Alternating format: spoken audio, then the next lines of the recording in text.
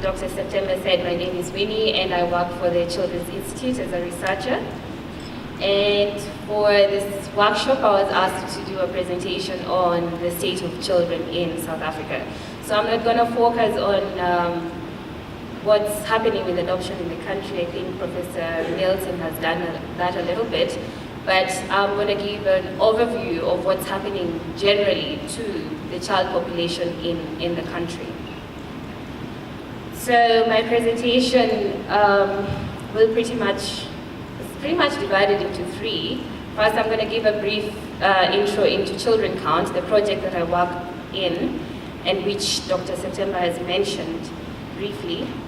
And using statistics from the Children Count project, I'm going to give a statistical overview of what's happening with child demography, what's going on with the physical environments that our children live in, what's going on with food security, income poverty and social grants, as well as education and social services. And thereafter, I'm going to conclude with a set of recommendations. So, Children Count is a statistical monitoring tool project that the Children's Institute runs on an annual basis. We monitor about 40 indicators annually, and they are divided into 6 different domains, from demography to income and social grants, to housing and services, to HIV and health, as well as nutrition. So that's the address of the website. I encourage you all to go and take a look. We've got statistics on all these indicators, and we update them on an annual basis. What we also try to do is for each domain and for each and every indicator that's within a domain, for example, in the case of housing and services, we've got the different housing types that children live in. We give you a definition of how we measure the indicator, and we also provide you with the statistics disaggregated across age, gender, province, income quintiles, as well as race. We've also got trend graphs which give you an idea of how the statistics have been changing over the years. So take a look at the website. It's interactive and has got quite detailed information. So the reason we do this, we monitor the situation of children on an annual basis, is to monitor the achievement of child rights in the country. And through this, we try to understand the demography of children, where do children live, who do they live with, how many orphans do we have in the country, what are the environments. We also try to track progress and establish needs.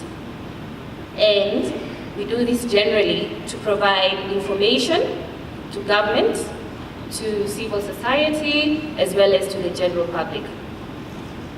Some of our data sources include official data from Stats SA.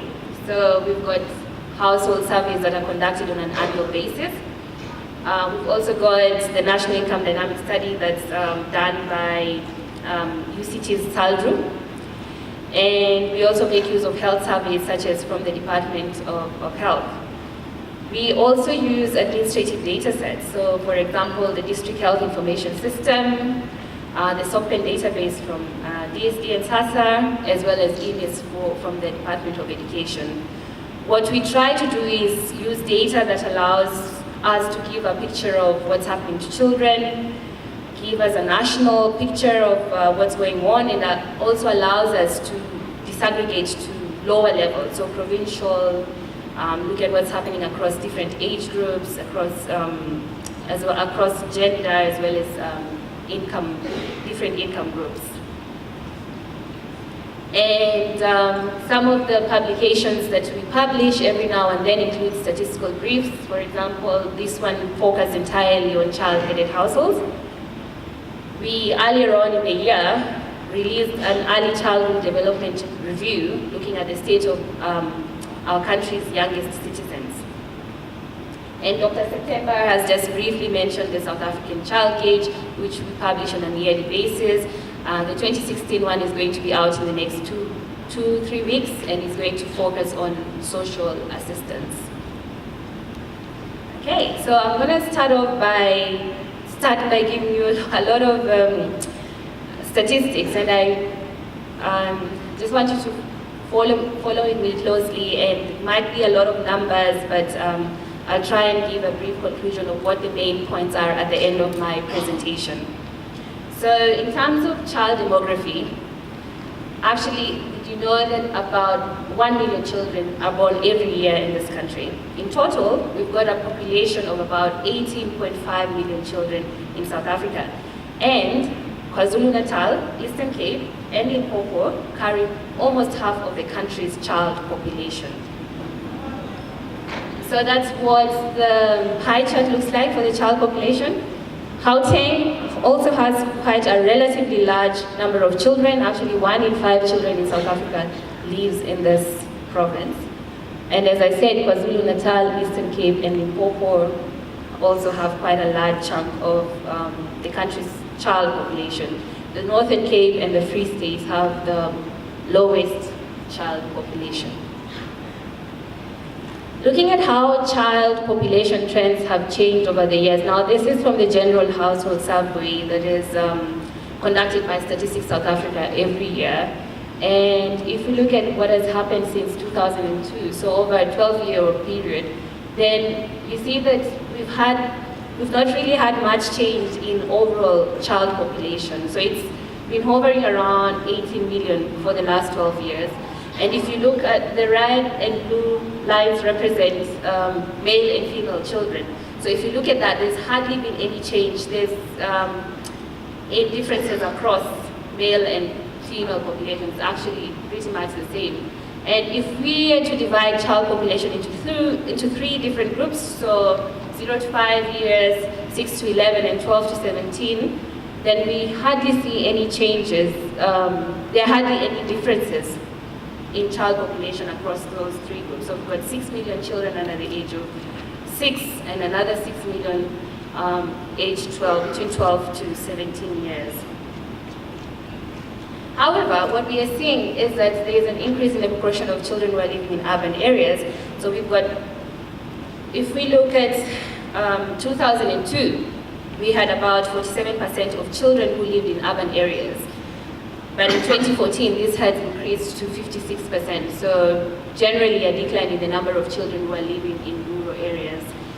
However, there are still some provinces which are largely rural. So for example, KwaZulu-Natal, Eastern Cape, and Mpumalanga, over 60% of children in these provinces still live in the rural areas of the country. So this is really important information because it informs on how we can better ensure that we have increased services for children in the urban areas, but at the same time we've got to remember that quite a large proportion of children still live in rural areas, so clearly we've got to think about that as we're planning for service delivery to children across the country. What is clear is that children are disproportionately located in poor households. So majority of children actually live in the poorest 40% of households. Going on to looking at parental co-residence. So 75% of children live with their biological mother. Either they live with the mother alone or they live with both parents. So looking at the pie chart, we've got about 75% of children who live with the mother. We've got about 21% of children who don't live with any parents. So that's equivalent to 3.7 million children. But this does not necessarily mean that these children are double orphans. Doesn't mean that they've lost both parents. In some cases, parents have, the children are taken care of by relatives and grannies, and the parents have migrated to other provinces for work. When we divide households into 5 different income groups, poorest households to the richest households, so number 1 representing the poorest households, then we see distinct differences in parental co-residence. While 17% of children in the poorest 20% of households live with both parents, only 17%, you see the complete opposite when it comes to the richest quintile. So 76% of children there live with both parents. And you see a similar pattern with a similar increase pattern with children living with their mother only. So there's a decline in the richest quintile, in the richest 20% of households. We've got less children who live with only their mothers compared to the poorest of households. There are no differences when it comes to looking at the children who live with their father. There's not much differences across the different income groups. But when we look at the children who live with neither parent, then you see that 28% of children in the poorest quintile live with neither parent, compared to only 4% in the richest quintile. So you see this inequalities, these differences across the income groups. So Professor Nielsen talked a little bit about the number of orphans in the country, and she said that I would probably be updating with the recent statistics.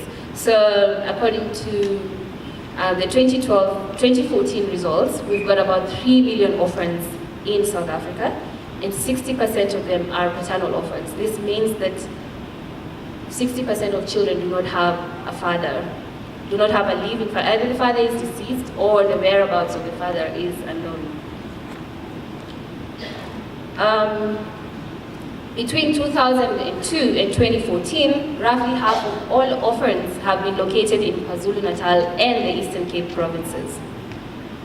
But what we are seeing in the last 3-4 years is that we are beginning to notice a trend of a gradual decrease in the number in the orphaning rate. So it's not increasing as fast. It's not as increasing compared to the previous 10 years, between 2002 and 2010. However, one thing that we must remember is that majority of orphans live in the poorest 40% of households.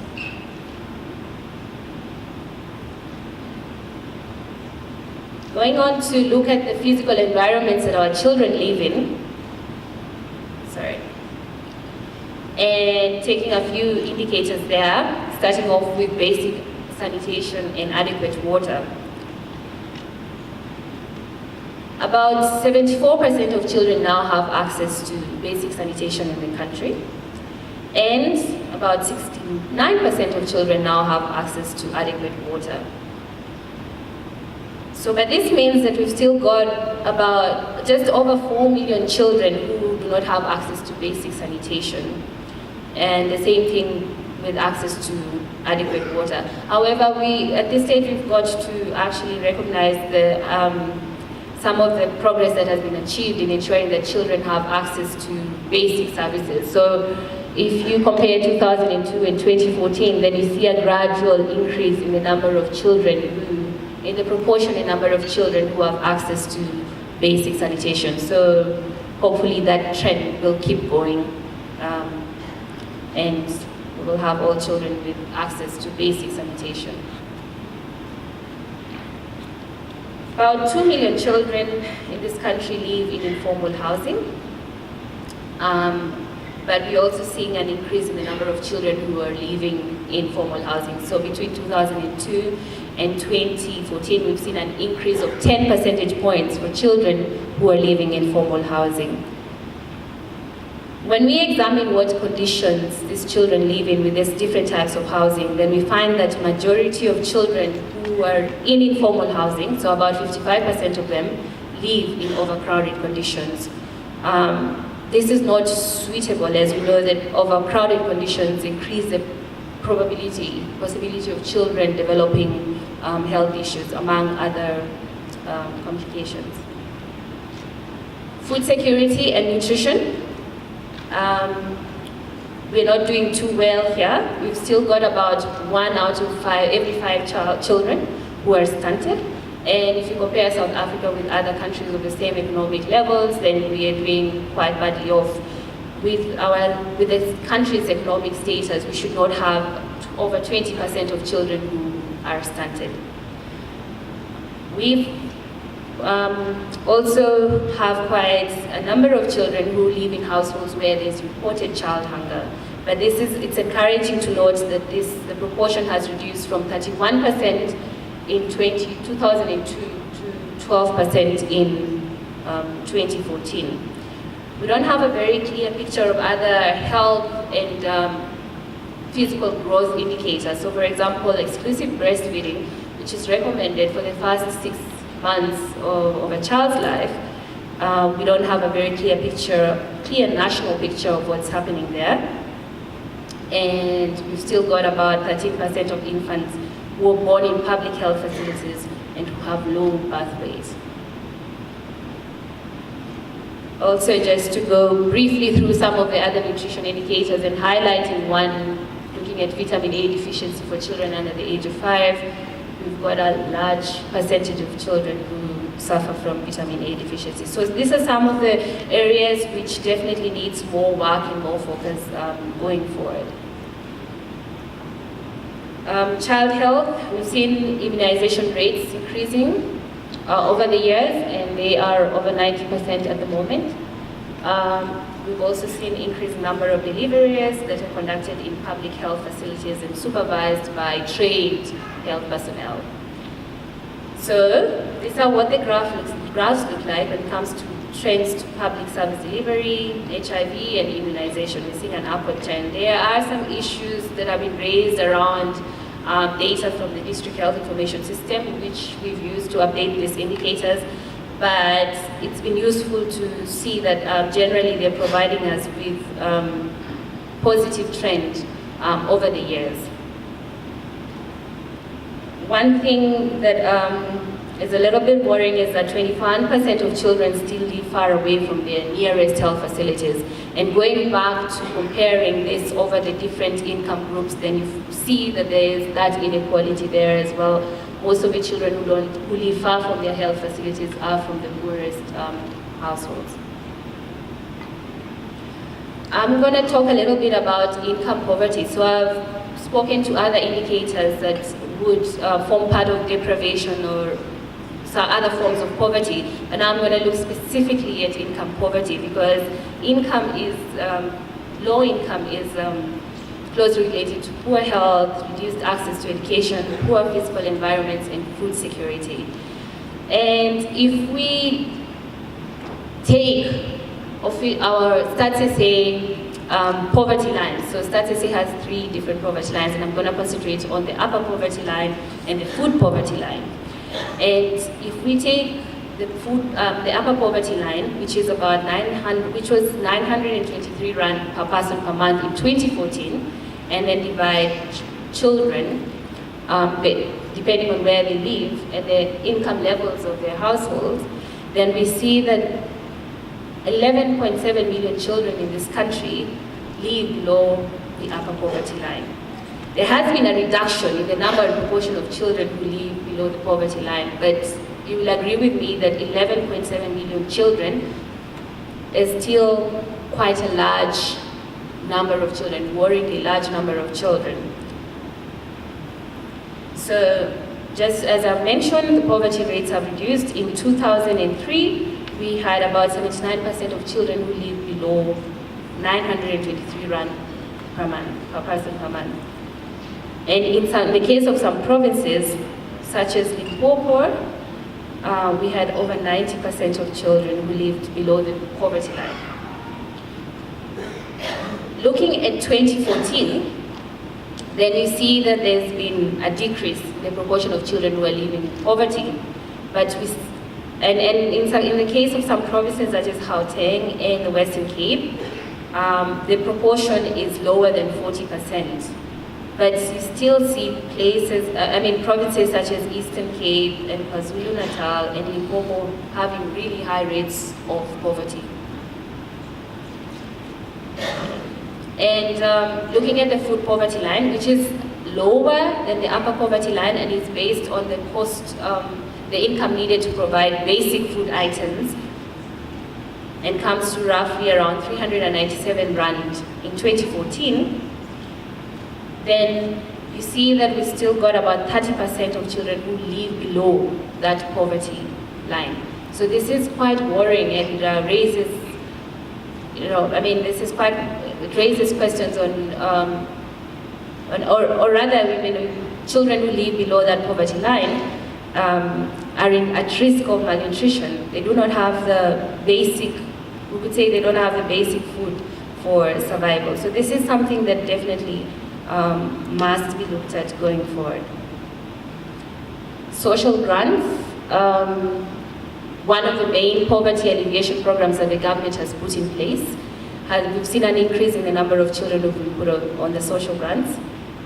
And now the child support grant reaches approximately 12 million children. We've got a foster care grant that reaches about 470 children. If you look at the number of CSG beneficiaries by province, then you see that in KZN and Eastern Cape and Limpopo have the highest numbers of beneficiaries, but are also the provinces which have quite a significant child population and also high poverty rates as well. What research has been showing over the years is that the child support grant has had positive impacts in reducing child poverty, increasing access to education, and also improving food security and improved nutrition. But we've still got a large number of children who live in poverty, so we must go beyond the child support grant to ensure that we're able to decrease this number of these high rates of poverty. So that is the evolution of the child support grant over the years, now covering over 10 million children, but generally it's been a gradual increase. So now we've got the foster care grant, which was a grant that is established for children who are in foster care. So children who've been placed by the court in foster care because they're in need of care and protection. Now, what has happened to the foster care grant is that in the early 2000s, the minister invited grandmothers to apply for the FCGs who are caring for orphan children. At that time, the number of orphans was increasing. But then because of the structure of the foster care system, the statutory requirements of the foster care, of the FCG, meaning that for a child to be placed into foster care, it has to be done through a court order, and a social worker has to go and conduct investigations. Now what happened is, because of the large number of orphans who are now put onto the FCG, this diverted resources away from children from the child protection system. So children who have been abused and neglected, children who are in need of care and protection, this diverted resources from them. And civil society has over the years raised issues around this developing problem. And what happened is, because foster care orders have to be reviewed every 2 years, is that what we started to see is that foster care grants started to lapse. And by 2011, we had approximately 300,000 expired court orders. Now, the courts, then at this point, the Department for Social Development went to court and obtained a court order seeking suspension on the lapsing, in fact ensuring that foster care grants would continue to be paid out to children who are already in the foster care system, majority of whom were orphans. And the court did give a suspension, but with the recommendation that a comprehensive legal solution would be found by 2014. This did not happen, and we still had about 300,000 expired court orders in 2014, and DSD then went back to court and sought an extension to the 2011 court order. So in effect, what has happened is that the foster care grant has been used for orphans, and as of 2015, it covered about 450,000 orphans. Now, if you compare just the number of, for example, the number of maternal orphans in this country, we have about 3 million orphans. And if you just compare the ones who are maternally orphaned, then we've got about 1.2 million children. Even if DSD was to try and use the FCG as a grant for children who were orphaned, then it would take, within 10 years, we're only able to reach 450,000 children. How much more time would be needed to reach that 1.2 million children? So this then makes us think about what other options are available, and one of them is what Professor Nielsen referred to, which was a social grant specifically designed for orphans. And this would be a top-up to the amount of the CSG for orphans living with family.